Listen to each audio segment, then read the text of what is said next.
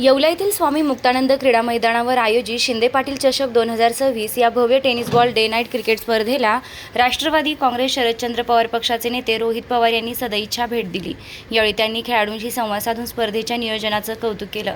शिंदे पाटील फाउंडेशनच्या वतीने आयोजित या स्पर्धेनं उत्तर महाराष्ट्रात मोठे आकर्षण निर्माण केले आहे।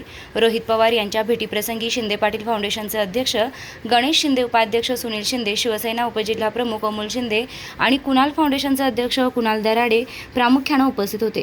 शनिभक्त श्री 1008 महामंडलेश्वर स्वामी संत सुखदेव महाराज बाकी नेवपूर या प्रसंगी इंजिनियर प्रशांत शिंकर, राजू बाकळे, दीपक गुप्ता, दीपक घिगे, सुशांत हजारे, प्रशांत शिंदे, संजय शिंदे, रवी पवार, सुभाष गांगुर्डे, विशाल परदेशी यांसह शिंदे पाटील फाउंडेशनचे सर्व पदाधिकारी कार्यकर्ते मोठ्या संख्येने उपस्थित होते। मान्यवरांच्या हस्ते खेळाडूंचा उत्साह वाढवण्यात आला। शिस्तबद्ध नियोजन आणि भव्य बक्षिसांमुळे या स्पर्धेनं क्रीडाप्रेमींचे लक्ष वेधून घेतलं असून मैदानावर प्रेक्षकांची मोठी गर्दी पाहायला मिळत आहे। क्रिकेट सामन्याच्या शिंदे पाटील चषक जे आहे त्यासाठी येवल्यात आलात, चक्के चौके मारले, पुढचं काय नियोजन?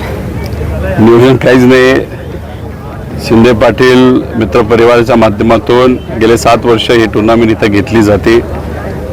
या टुर्नामेंटचं तसं बरंच चांगलं नाव महाराष्ट्रामध्ये झालेलं आहे।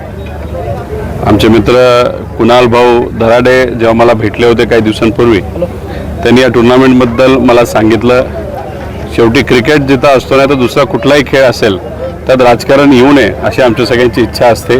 एखादी टुर्नामेंट एखाद्या भागामध्ये खूप कष्ट करून जर काही लोक त्याचं आयोजन करत असतील तर तिथं जाऊन आयोजन समजून घेणं व पाठिंबा देणं ही आमच्या सगळ्यांची जबाबदारी असते। म्हणून कुणाल भाऊंनी सांगितल्यानंतर मी इथे आलो। खूप चांगलं नियोजन येवला या तालुक्यामध्ये, या शहरामध्ये या मॅचचं होतं। टुर्नामेंट 7 वर्ष ही घेतली जाते। 10 दिवस ही टुर्नामेंट चालते आणि 32पेक्षा जास्त टीम या टुर्नामेंटसाठी येतात। त्यामुळे मी हे जे सगळे आयोजक आहेत त्यांना अभिनंदन केलं, त्यांना शुभेच्छा दिल्या व ज्या ज्या लोकांनी या टुर्नामेंटसाठी सहकार्य केलं आर्थिक नाही तर वस्तू स्वरूपात त्यांचं सुद्धा मी मनापासून आभार। आणि सगळ्यात महत्त्वाचं हे जे सर्व प्रेक्षक आहेत जे येवला या शहरातून असतील नाही तर आसपासच्या शहरातून असतील तर तिथे येऊन मॅचला सपोर्ट करणं, पहाटे 3-3 वाजेपर्यंत क्रिकेटरला ताकद देणं हे इथल्याच प्रेक्षकांना खरं तर ते जमतं आणि खूप सुंदर पद्धतीने ताकद दिल्यामुळेच या टुर्नामेंटला एक वेगळी उंची तिथं आलेली आहे।